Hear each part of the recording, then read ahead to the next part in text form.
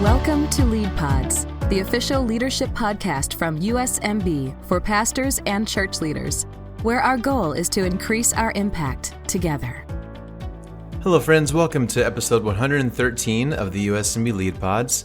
My name is Matt Ersman, and so glad to have you with us for another great episode today. So if you're with us last time, we spent some time talking with Nasser Al-Khattani, who is a leader with Multiply, and he works primarily with sharing the gospel with Muslim background people in the Middle East. It was a great episode.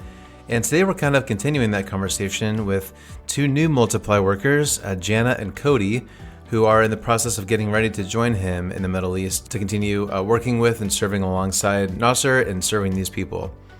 So you'll quickly notice that for Janna and Cody, we're not giving their last names, and we're being a little careful about what we say because they're serving primarily in a country where we just need to be a little bit careful about their identity. So you'll notice that's intentional throughout this episode.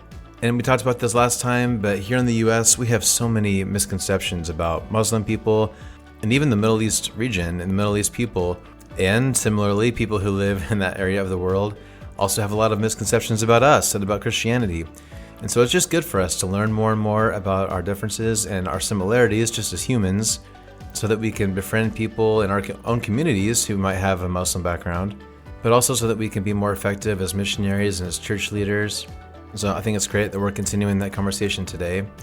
And one cool part of Janna and Cody's story is that they are both not from an MB background church at all. So they're probably new names to you. They both have really cool stories that I'm excited that you get to hear today. And there just continues to be some really cool things happening in the Middle East and North Africa through our Multiply partners. And so I think you'll really enjoy getting to know Janna and Cody and hearing their story and hearing about some ways that you might be able to support their ministry. So let's take a quick break and then we'll get to my conversation with Janna and Cody. At Multiply, one of our key mission strategies is partnering with nationals. As the mission arm of the USMB, we are committed to joining God's mission through global partnerships. We honor the work God is already doing by collaborating with national leaders worldwide. We support their vision for reaching the lost in their nations and leading the local expression of the church. Partnering with nationals is one of three key strategies that Multiply is embracing today as we work together so that the world may know Jesus. To learn more, visit us at multiply.net. All right, friends. Well, today I'm excited to introduce you to two new friends that you may or may not have met or heard or seen very much about yet, but I'm sure you will in the days and weeks to come. I'm excited to be joined by Cody joining us from Washington State and Janna joining us from Colorado. And you'll notice right off the bat, we're being a little careful about what we say because of the nature of what we're going to be talking about today. So we're not going to give last names and we're not going to give too many specifics for some security reasons that we'll get into here in just a minute. But Cody and Janna, thanks to both of you so much for being here. Great to have you with us. Thank you, Matt. Yeah, thanks for having us. Absolutely. Great to have you. So again, you're kind of new faces, new names to a lot of people listening. So I'd love just to kind of start off by getting to know you both a little bit. So let's see, Janna, can we start with you? Tell us your background, where you're from, what you're kind of doing right now, and then we'll start getting into what's next for you. Great. Yeah. I'm Janna. Like you said, I'm from Colorado. I grew up in Colorado in a little ski town, and I was a teacher for several years. I taught a lot of fifth grade primarily, but then as I started getting more and more involved in ministry and taking some trips overseas with my church and stuff, I just really started feeling pulled in a different direction for my life. And now I'm a global worker with Multiply for the Middle East and North Africa region. Awesome. Very cool.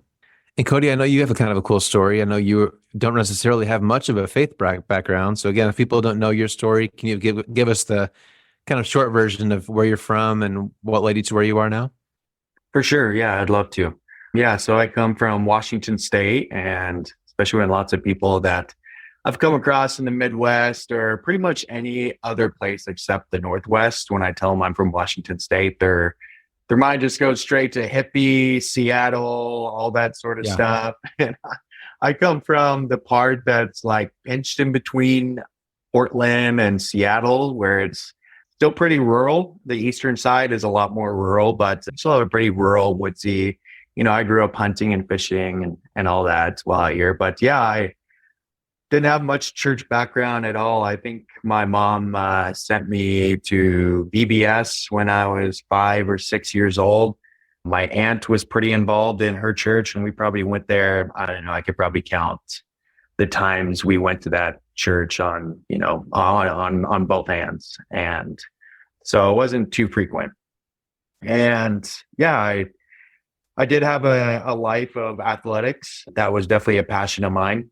And I kind of really got specific with that and focused on baseball. And so I ended up finding a scholarship. I played at community college in Washington State, and then got a scholarship to go to Tabor College, Christian private university in Hillsborough, Kansas. And, the Christian college thing, I was living a life of chaos at that time, especially in my area of Washington, lots of just drugs and alcohol. It's what lots of young adults will turn to because, it's rainy here most of the time. And so lots of people stay indoors. There's not much stuff to do. And so that leads to, some not very good practices and stuff that people take on. And that, I fell underneath that. And so, the whole Christian college thing, that wasn't because I was saved yet or fallen with the Lord, but I did realize that, hey, maybe this would be a good encouragement, incentive, or deterrent from, what I'm living, right now. And long story short, I met a man my junior year who just had these eyes of fire, of peace and love that I had never seen before on a person. And this was a guy who was kind of leading this baseball Bible study, learning about who Jesus was. And so I was pretty interested in that because I wanted to know, who is this guy that, all these people in my college, they believe in, I want to learn more for myself. And he was just a middle school, Kansas State history teacher. And I say just because, I don't know, it was very important to me because I think it was so crucial that this man was not a church leader or a pastor. Because at the time, I just would have thrown him right in a box already. It's like, oh, okay, yeah, you're joyous, you got this love. Well, that's what you're supposed to do, man. That's your job. But the fact he was just a normal human being just shared to me that the gospel is for everyone, and it can even permeate the lives of normal / outsiders like me. And so I gave my life to Jesus actually a week ago, 5 years ago. And just very early on, wanted to live missional. I kind of asked myself, why did it take 21 years to find this guy with this, that the Bible talks about, yet it's the first time I'm seeing it on a Christian. So I was like, well, I want to be that way to other people. And so tried to just live very missional, got an opportunity to go to West Africa back during COVID. Was my first missionary trip. And it was predominantly Muslim country, like 99% Muslim.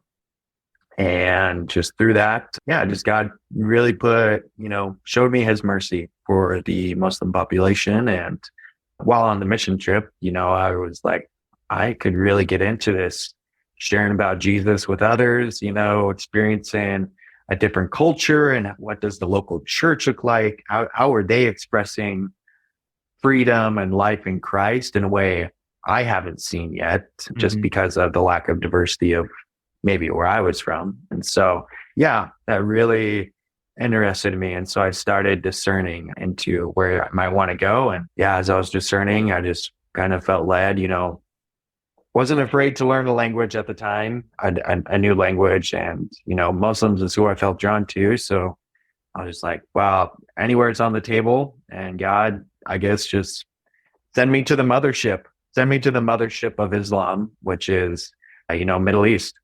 Middle East were kind of where it was all birthed. And at that time, I was watching some YouTube videos because I already felt led to learn Arabic before I knew where I was going to go, just in faith God would send me. And so I'm like, oh, okay, like Lebanon, they got, some nice food, really cool culture, okay, Egypt, like this is the Arabic on all the Disney movies. And so in my mind, here's all this intellectual reasons, but then later on, God specified a certain country that I won't name, but let's just say when you think of this country, you don't think of Disney movies. You think of, maybe being a little scared as an American, as a white American, as a Christian white American. But while I processed that country, I was just flooded with peace. And so that was why I got involved into ministry out there, was the peace of the Lord. So. Oh, that's awesome, man. It's very cool. And I always love hearing stories like yours, Cody, where you were kind of living one way. And it sounds like it was kind of a speedy journey where you were going this way. Really, Jesus wasn't on your radar at all. 5 years later, you're kind of completely switching your life around to be totally on mission. And I think that's awesome. So yeah, we didn't say this at the top, but we're talking to you guys both today because you're both getting ready to go overseas and serve as workers, as missionaries in the Middle East. And we'll maybe get into that here in just a little bit. But so Janna, I know your story is quite a bit different from Cody's. So you mentioned that you were kind of raised in a church. So how long has mission or serving overseas, have you always had a heart for that, or what kind of stirred that in your story?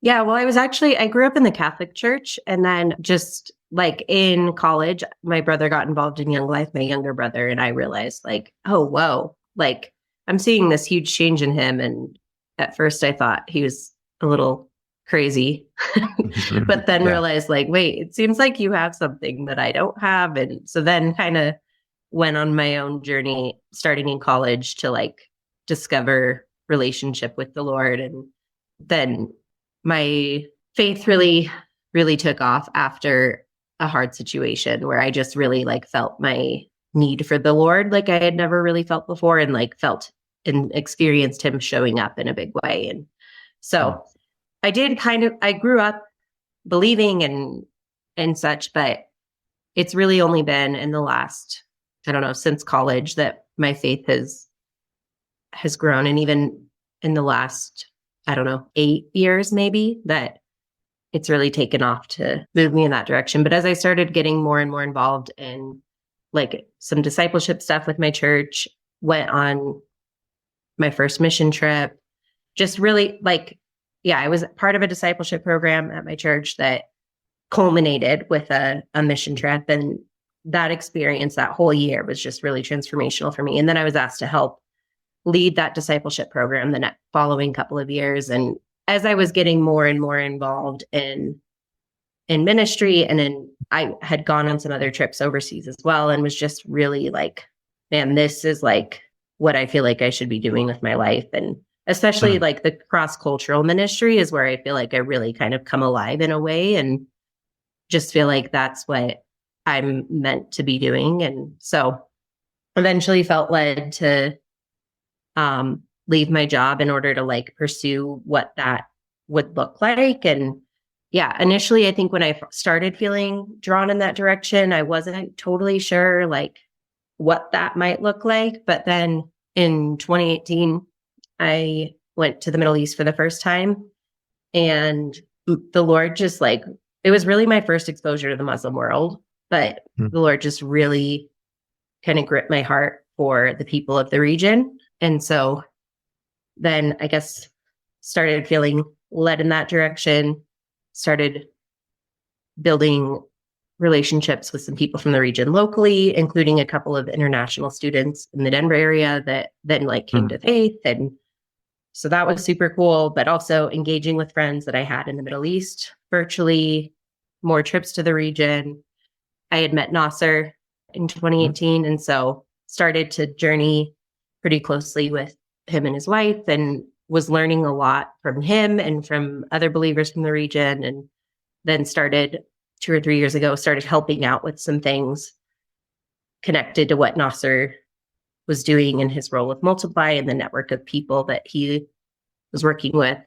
And yeah, started learning Arabic slowly initially, much more seriously in the last couple of years. But about 2.5 years ago, had the opportunity to go on a short-term trip to the Arabian Peninsula, just kind of like a pilot trip of sorts, like kind of testing some stuff out and seeing what it could look like to start bringing some teams to that part of the region. And yeah, I really felt stirred while I was there, and then ended up going back a handful of months later to serve a missionary family over there who had some health stuff come up, some complications from a surgery, and went over there to serve them for a couple of months and work on Arabic from there, and just built relationships, and then returned the next summer for several months, and have now been there several times. And yeah, I think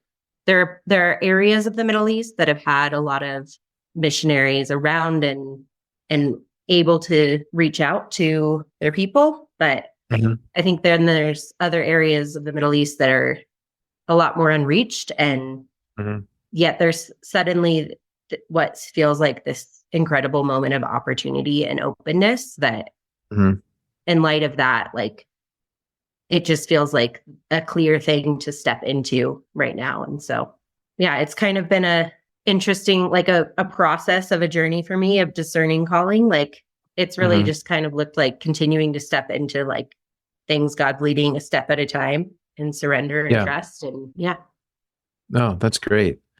So for people who listen regularly, Nasser was just on the last episode, where he kind of went into some detail about his work in the Middle East and some of the things that are currently happening there. So if you're listening to this episode and you missed that one, it might be kind of helpful if you go back and check that one out sometime for some details, because Janna and Cody are going to be working with Nasser very closely. But for both of you, like, you're both young. This is a new venture for both of you.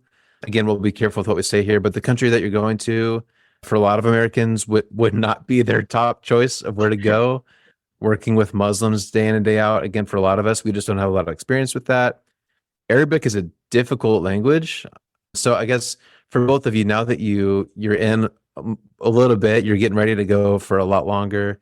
And just as you spend more time in that region, I'd love to hear more, like, what about this people group? What about this geographic location? Why has this place just kind of grabbed your heart? Do you have some stories, or why has this become so passionate for you?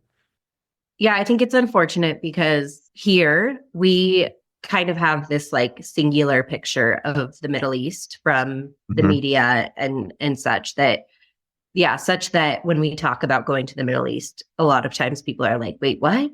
Are you crazy? Like, why would you go over there? And in reality, like, what I have experienced of the region is so drastically different than any picture I've ever seen painted in the media of the region.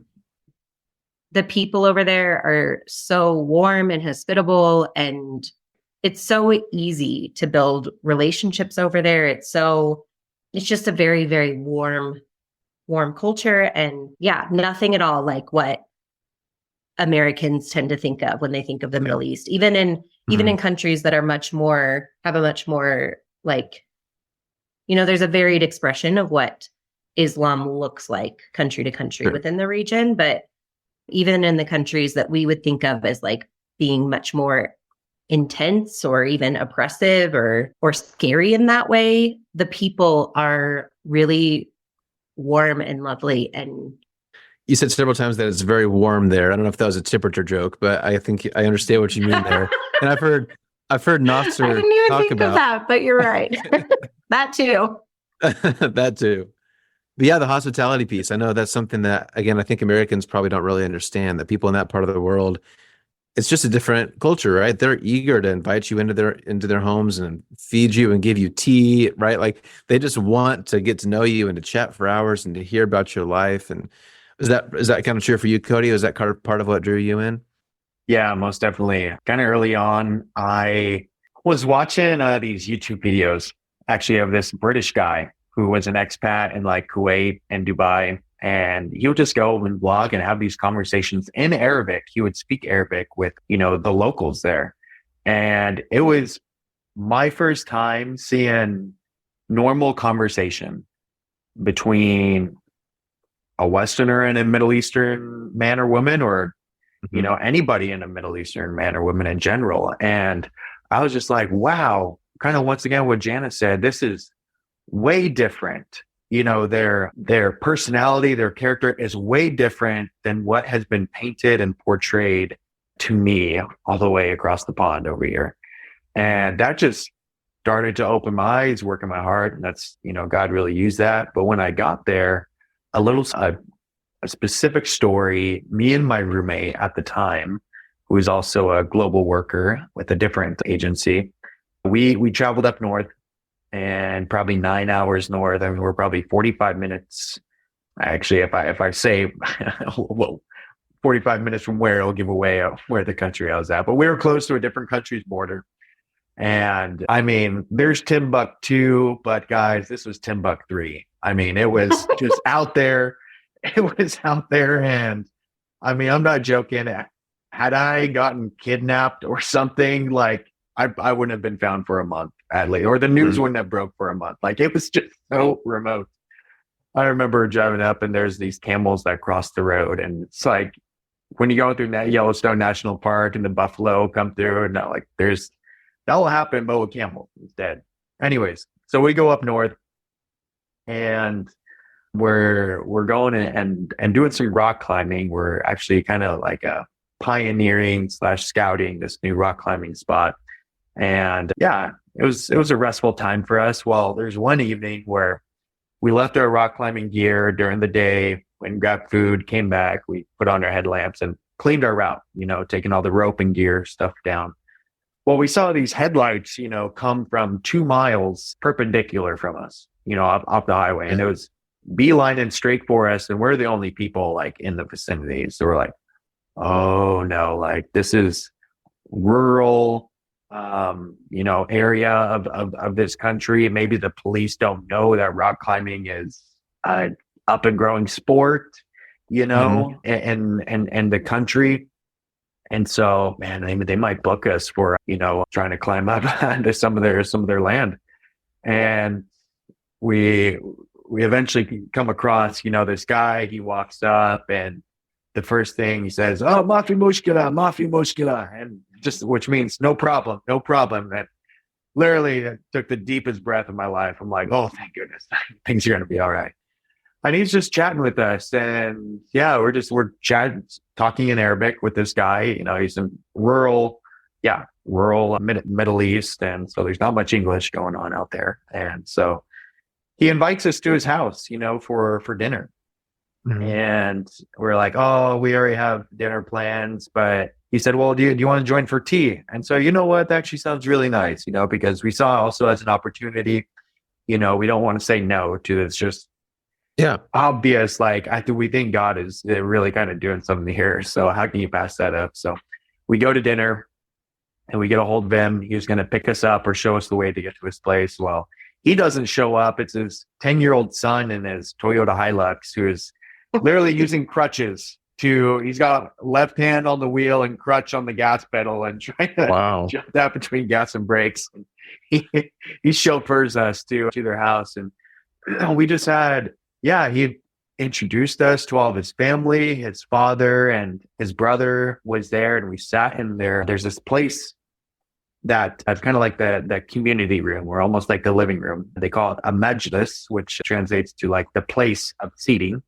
And it was just really awesome. They gave us, all this tea and coffee. We shared stories. He shared stories how he was a hunter, showed me pictures of these goats, the wild goats that he would kill. And, I told him, oh, I'm a hunter. And so we shared hunting stories back and forth. And I saw him when he learned that I was a hunter, and I was really intrigued by these pictures that he had of these goats. I saw him give a sign to one of his sons and kind of just did one of these. And I saw his son go into out of the room, and I was like, oh, is that what's going on? I wasn't too worried, like it was going to be something too suspicious, but I was just like, wonder what that was about. Well, as I'm talking with the guy, next thing I know, out of the corner of my eye, I see the sun. And my attention doesn't go straight towards him, because the next thing I know, there is now a tongue out frozen goat head on my lap. And one of this guy's trophies that he had slaughtered. And to him, that was a very endearing way to share a moment, between two fellow hunters. For me, it was just like, it was almost like that uncle who holds his, first niece or nephew for the very first time. It's just like, whoa, hello, baby. It was just very, very awkward. But to him, that was hospitality. That was him wanting to show me a good time. He eventually led us out that next day to a very popular site, and he rode with us for 2 hours and made sure we were taken care of the entire time. Complete stranger we had just met. invites us into his house and all that. I mean, I know people their family is, after years and years knowing them, have not been in their house, been invited yet. But in the Middle East, that is completely the opposite. Yeah, they just want to bestow honor upon you. Yeah. Well, that's awesome, man. So next time I have a house guest, you're saying I need to just have some kind of frozen goat head prepared to make sure they feel really welcome, right? That's the ultimate housewarming gift for someone. So the ultimate housewarming gift, indeed. Yeah. Oh, that's awesome.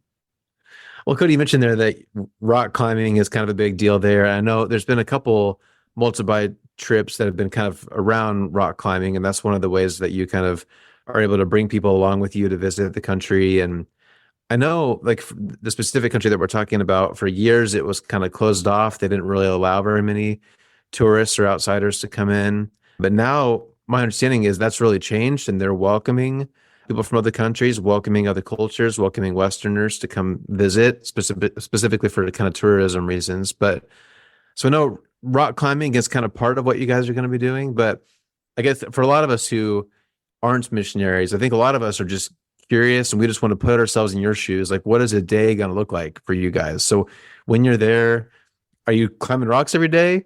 Are you literally doing door-to-door evangelism? Are you going to have jobs? Like, well, I know, depending on your country and your context, being a quote-unquote missionary can look drastically different. So for the two of you, where you're headed, what is your life going to actually look like? Yeah, that's a good question.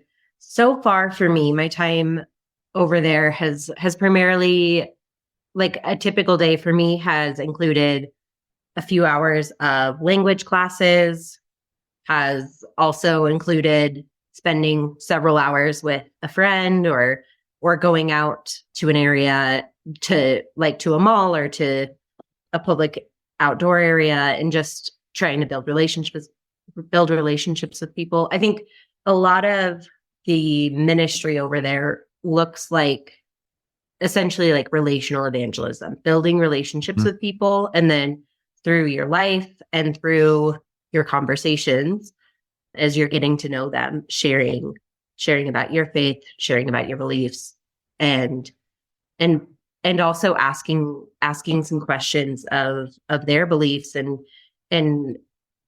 trying to, even, like, sometimes asking them questions can get them, like, kind of thinking critically about, like, well, why do I believe that, and what do I? So it's very relational, the work that we're doing over there. It's a lot of just building relationships, spending time with people, and having conversations. And one thing that is quite different over there versus here in America, for instance, like, here, religion is kind of a taboo topic that to bring up in conversation with people. But over there, it's like, it is such a part of their life. Like, they're, they're doing prayers 5 times a day. It's baked into their speech. Like, they're constantly using different expressions and stuff in light of their faith. And so it's a very different, it's very easy and natural to have conversations around faith over there. It's not at all like a hard topic to broach with people. And then also just, like, seeing the way we live, and seeing that, like, we've had friends who hear us praying before a meal, and then have questions about, like, the way that we pray, or who have seen us worshiping around a campfire, and then are like, whoa, what was that? Loved that.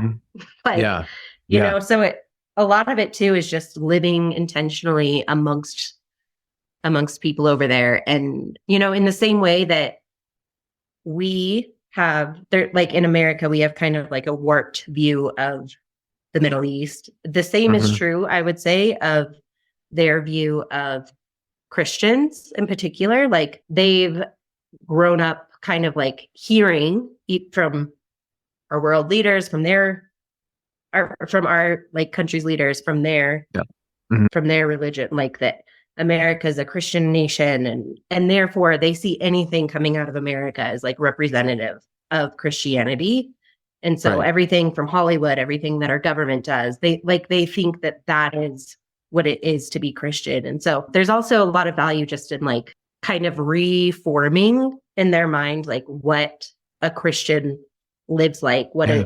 what that looks like, and helping Mhm. them to realize that the idea they've had of Christianity, both our beliefs and how we live, isn't quite accurate. Yeah, then it's so important. And I think in a lot of ways, again, for those of us who maybe have just kind of an outside view or understanding of Islam, in a lot of ways, I think most Muslims are, I mean, if we're honest, they're probably more devoted than a lot of Christians are, right? Mhm. They take their faith extremely seriously. They especially when you talk about the practices of prayer and things like that. But then I know that also it can be probably even more cultural than maybe it is in America, Mhm. where they call themselves a Muslim, but maybe they even do the prayers and they follow the rules, but they don't actually know what they believe. And it's kind of to this, it's kind of weird, not weird, that's the wrong word. It's different because in some ways it's very upfront and in their face all the time. But Mhm. it's also kind of always on the back burner a little bit, right? So Cody, what about you? What would you add to that? Would you say, is that kind of true from your experience? And how do you imagine spending most of your days when you're there? Yeah, I would say that's very true of lots of people there. I have a friend who's probably one of my closest Muslim friends in the region.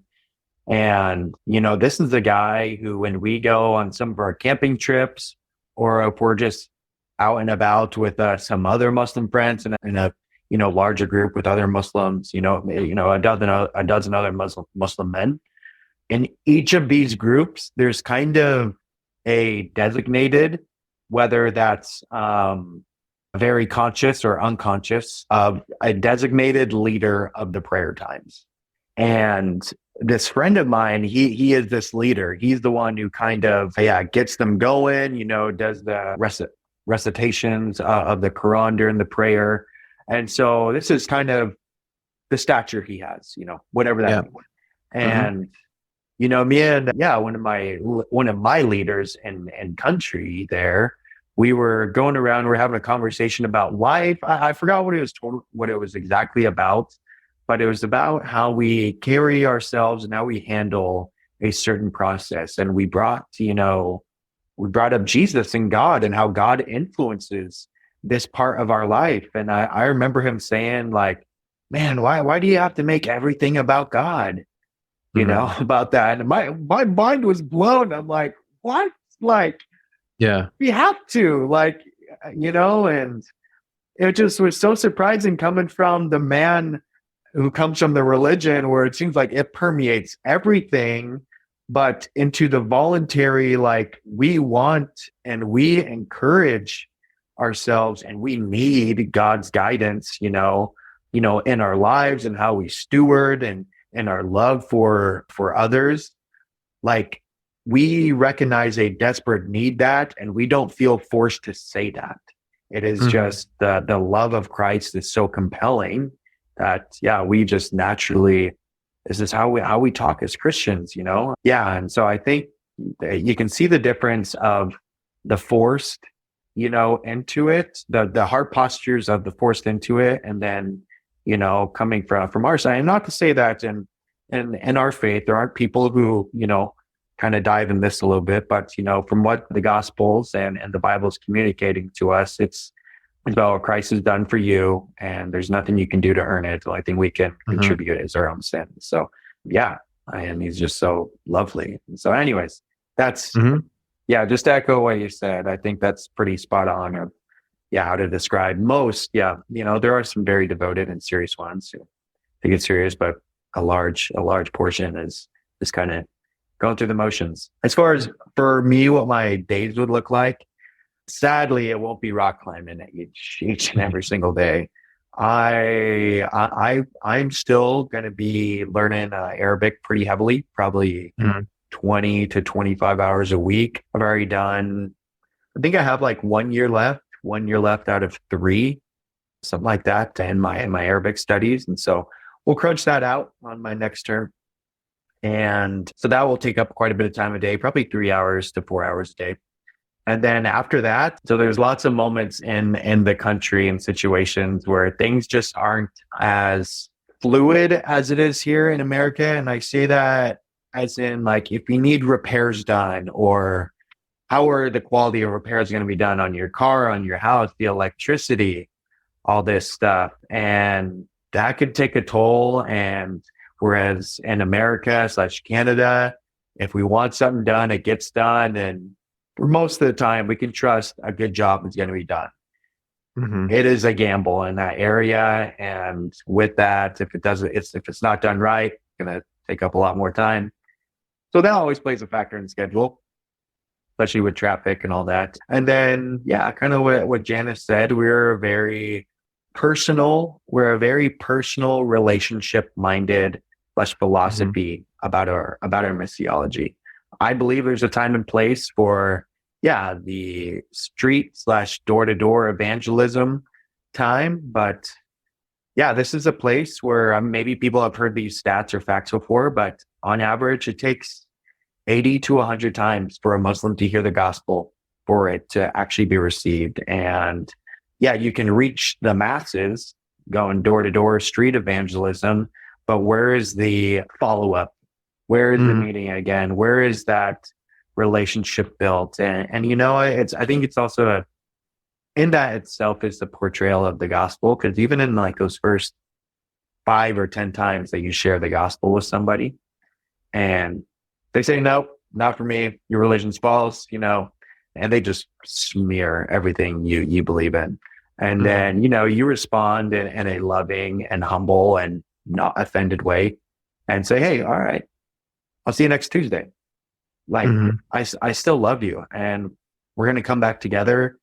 And even though you said no, like, I believe that my God is a miracle worker and he is going to, do something in the time, as long as I stay faithful, as long as we stay faithful in these relationships. And they see that, Lord willing, when they do come to faith, lots of Muslim background believers, they mention, they can see that difference of when somebody just treats you like a project. And if you say no, or if you're not bearing fruit, then they'll just leave, versus the ones who are going to stay in it and walk with you. And I think it's very parallel to, God's patience and mercy with us. And specifically, even in my life, like, wow, Lord, all the times that, you could have just cut me off. Like, wow, this guy's a dud. Like, you have just stayed patient, so merciful to me. And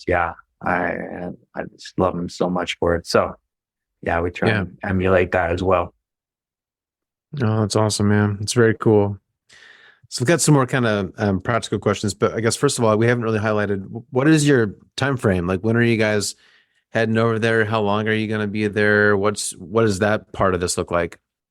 For me, I'd probably be ready to go back by February of 2025. I do have a wedding to officiate in May of 2025. And so with that, I will probably, as soon as that wedding is over, I will be trying to hit the ground running as soon as possible to get back. So probably that June, getting in the Middle East right in the summer, beautiful time. So Nice. Okay. Janna, what about you? For me, I am pretty early on in terms of like the process of becoming funded full time. And so I'm a bit out from that, most likely.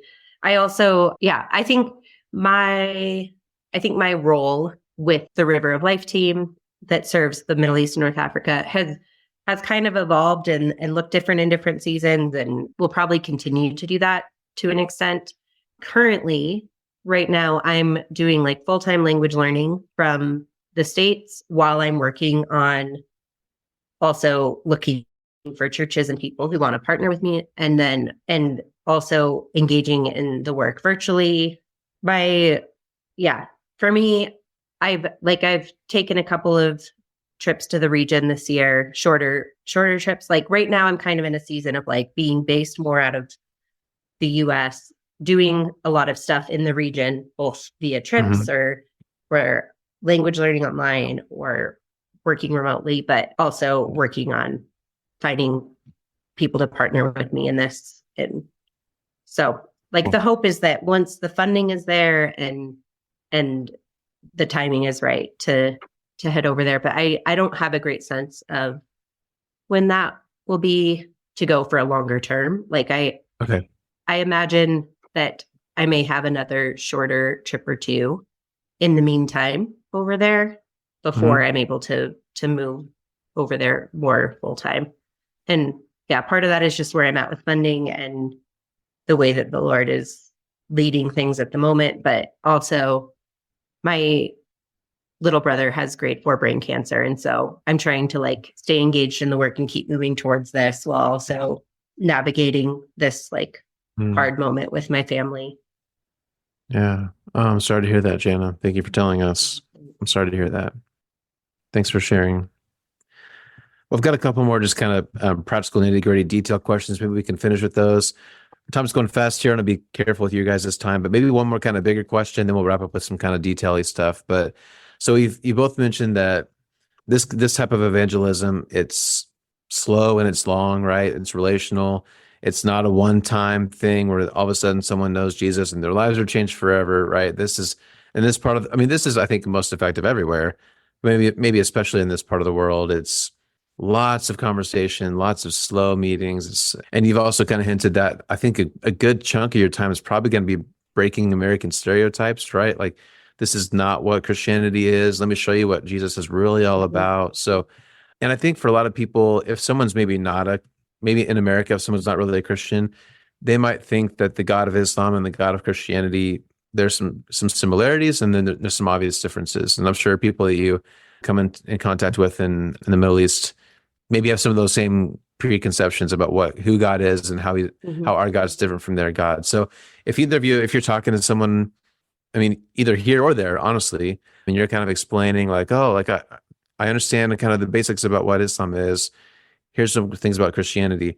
What about Jesus or Christianity strikes Muslim people? Like, how are you able to use Jesus to kind of turn that corner? Or what about faith is different enough that they want to learn more? Or what's that kind of hook that Muslims really need, that they're missing to really get to know the real Jesus? For one thing that I've noticed through just seeing what stories and what qualities of Jesus is it when I mention them that I notice they lean into more, and also what are the ones like that I've heard from other people, that they really lean into. And it seems like there's a common denominator, not every time, but often, and that's just the wild pursuit of God for mankind and the overwhelming mercy that he has for all of us. I mean, it is worldview shattering, to them over there. Like the story of the prodigal son. I mean, yeah, just living a life so full of shame and bringing dishonor to his family. And, you can kind of see that he's like trying to give himself this self-talk, it's like, oh, like I've been such a bad guy. Okay, maybe if I go back as a slave, then maybe I can, still, be able to be with my father and, get treated, get treated like a slave the rest of my life. And yet, that's not how our God does it. That's how man comes up with those sorts of things. And that really, catches their attention. Is like, wow, like God would pursue me, like even when I've gone off, when I was the one sheep who had left the rest of the flock, and there were so many other like righteous people, like God still pursued me. That's something that I really noticed. Yeah, they really catches their heart. Yeah, because it seems, I've studied the religion intentfully, and with also as much of an honest, approach as possible. And I don't see that being offered too much. That's good.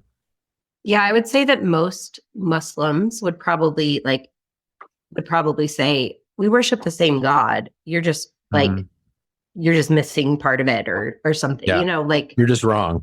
yeah. But I think that they would like that most of them would assume like we're trying to worship the same God. And I think even a lot of Christians would maybe think that that's the case, but the character of God is described in the Bible and the character of God is described in the Quran are so different. And even like there's a lot of things like Muslims constantly say like God is merciful, and we like, you know, we might be like, yeah, God's merciful, but what we mean by that is very, very different. And so like just as one example, there's a lot of shared language that is defined quite differently between the two religions. And so in Islam, there's no concept of like God being relational, of God being a father, of God being a friend, of God wanting relationship with us. Like, and so the like love of God towards us in that way, that he doesn't just want us to worship him, but he wants to be in relationship with us, that he loves us, that he would pursue us, like Cody's saying, like, and like, I think that can be something that is hard for them to like believe because it's so different than their concept of God. But I think is something that is really powerful and desirable. Like, but it's also initially they're like, no way, God would never like lower himself in that way to have relationship with man or to come to earth or to like, there's a lot of kind of groundwork you have to do of, you know, like some of my friends, it's still every time a spiritual conversation comes up, it's like, they're still trying to wrestle through the idea that like, of how could the Bible not be corrupt? Because their whole lives they've learned that the Bible's corrupt. And so it's like, we're still trying to like address that one thing, you know? Yeah. So I don't know if that answers your question, but. No, totally. And Nostra and I talked about this last time a little bit, and you guys have done a good job hinting at it here, but we're asking someone to change their entire lives, right? Like being a Muslim is so core to their identity that like, of course, they're not going to flippantly make a decision overnight, right? Just like we wouldn't. Totally. So it's just, I think it's wise that you're taking the long relational approach, and that's just the only way you're going to make progress, right? So, yeah. Well, guys, our time has gone really fast. We probably need to start wrapping up here, but it's been great just chatting with you guys, getting to know you a little bit. So one kind of cool part of both of your stories, neither of you were raised in MB land. So you're kind of a new name, a new face to a lot of people. You guys mentioned that you're still working on raising support. I know you're working on contacting people. You're talking to churches. So if someone listening wants to learn more about your story, if they want to learn, kind of follow you on your journey, if they want to support you, or if they want to have you come speak at their church or whatever, what are some kind of next steps if people want to engage with you further? Yeah, absolutely. That would be awesome. If there's anyone listening that wants to reach out, would love to talk with you, share more. I think the easiest step might be just sending me an email. My Multiply email is jannah@multiply.net. But yeah, shoot me an email and I would love to chat with you and get you connected to receiving my newsletters or whatever that you'd like that to look like. I am very keen to connect with anyone that's interested in hearing more or having a conversation. Yeah. And likewise for me, call one of the Multiply regional offices and just put in a word and say, hey, like we want to get a hold, be on these, like, new missionaries, email list, like, the communication list. And so how can we do that? And that they would be able to really make that connection really well for us. So as well as learn about other things that Multiply has got going on and how people can be further involved into the Great Commission and let the world may know Jesus. Well, both of you guys, whenever we have these conversations, our time goes by fast. I'm sure you have a lot more stories you could share. I've got more questions for you, so maybe we can do another episode as you get ready to head overseas. We'd love to continue to get to know you and support you and encourage you.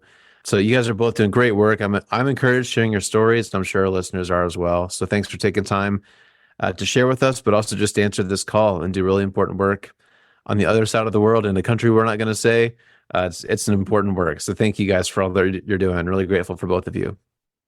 Thank you so much, appreciate Matt. it. And thank you to everybody who is listening. And yeah, really appreciate you all.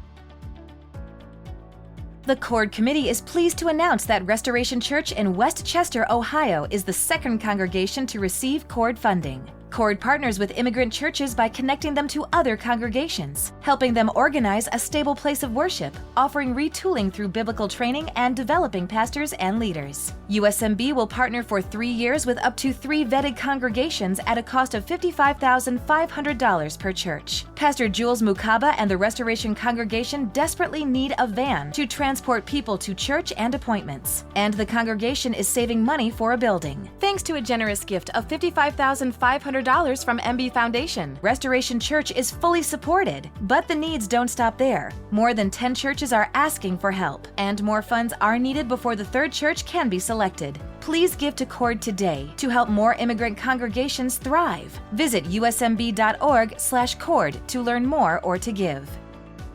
Well, Janna and Cody, thanks again so much for your time, and I just loved hearing their stories, getting to know them a little bit, and like we said, there's just so many really cool things happening in the Middle East right now. So many awesome opportunities for us to share the love of Jesus in some new and kind of creative ways. So I'm sure as they continue in their support raising and in their preparation, and once they're serving over there, I just know we're going to hear some really cool stories from them in the future. And I'm already looking forward to that. So as we said a couple times now, Janna and Cody are obviously in still the support raising stage. And again, especially since they don't have MB churches to lean back on, we just really want to be supportive of them. So if you as an individual or if you as a church are able to support them financially with prayer, signing up for their emails, of course, I know they'd appreciate that. And again, they love to come talk to your church, your small group, or something like that. If there's an opportunity for that for you as a church leader, I encourage you to contact Multiply and see if they can come, find ways to get involved with them, because we want to support them in this really awesome new adventure that they're on. Okay, and I guess with that, we'll go ahead and wrap it up. So thanks again so much for listening. Have a great week, and we'll see you next time here on Lead Pods. Thanks for listening to Lead Pods. Make sure you don't miss an episode by subscribing to our show wherever you're listening today. Learn more by visiting usmb.org, and be sure to follow us on Facebook, Instagram, and Twitter. We'll see you next time as we learn more practical tools to increase our impact together.